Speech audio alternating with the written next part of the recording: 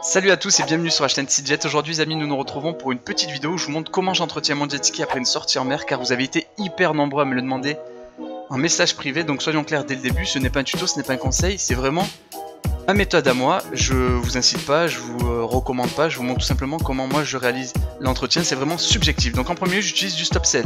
Comme son nom l'indique, ça stoppe le sel, mais ce qui est bien, c'est que ça protège et ça prévient de la prochaine corrosion. Le baril de 5 litres, je vous en ai pour une quarantaine d'euros. Shampoing basique pour enlever les traces de cambouis que je mets de temps en temps sur mon jet ski. En lubrifiant, j'utilise le XPS de chez BRP, que je vous déconseille, c'est ce qui me restait, mais honnêtement c'est hyper cher, hein. Le petit baril comme ça c'est 20 euros. Et ensuite vous avez mon tuyau d'arrosage avec 15 000 raccords, mais vous allez comprendre par la suite pourquoi j'ai autant de raccords. Et voici ma victime, mon GTI 2017 de chez Sidou.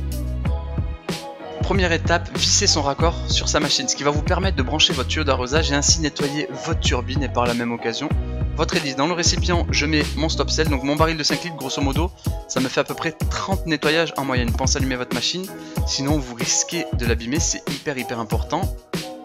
Mon tuyau jaune, c'est mon arrivée d'eau. Ensuite, forcément, je la branche à ma confection artisanale. Ça arrive sur mon petit récipient bleu avec la pression, ça fait un petit mélange. Ça arrive sur mon Y. Une partie la turbine, une partie sur ma lance qui va me permettre de nettoyer mon jet ski. Donc ça, c'est un truc que j'ai fabriqué moi-même pour deux raisons. Pour gagner du temps et pour faire des économies d'eau, tout simplement, ce qui est vraiment pas négligeable. Et là, il faut vraiment bien nettoyer sa machine. Oubliez aucun recoin, que ce soit le guidon, l'accélérateur, le frein, etc., etc. Votre remorque également, car le sel est hyper corrosif. Malheureusement, nous n'avons pas le choix. Donc là, j'utilise ma machine pour faire mon petit mélange avec mon shampoing. J'aurais pu utiliser un seau, mais écoutez, j'ai pris cette habitude-là. Donc là, je fais mousser. Ensuite, j'utilise ma petite éponge. J'ai un côté qui est plutôt qui gratte, qui me permet d'enlever vraiment les taches tenaces, hyper efficace. Nettoyer, balayer, astiquer, caser toujours pépon, par manger, par l'amour, et pour vous, au café en chantant. Donc ensuite, je passe sur la phase de rinçage, donc pas hyper compliqué, il suffit juste de rincer son jet ski, enlever tout le shampoing et l'excédent éventuellement de stop sel. Après, s'il en reste, c'est pas très grave, honnêtement, ça va vraiment pas abîmer votre machine.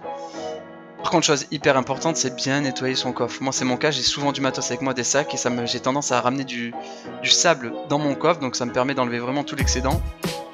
Et on va pas se mentir, hein, selon votre conduite, clairement, vous avez toujours un peu d'eau de mer qui rentre dans votre coffre, ou éventuellement au niveau du moteur. Donc là, vraiment, arroser abondamment avec de l'eau douce, c'est hyper important. N'ayez pas peur, hein, que ce soit même la batterie, vous pouvez y aller. Donc, j'ouvre forcément les bouchons de vidange pour écouler l'eau. Ensuite, petite éponge sèche, histoire d'enlever les petites gouttes, parce que forcément l'eau chez moi est calcaire, donc ça a tendance à laisser des marques. Et ensuite, vous passez sur la phase lubrification. Vraiment, toutes les pièces métalliques, il faut les lubrifier, c'est hyper important, que ce soit votre remorque, votre jet ski, la batterie, le moteur.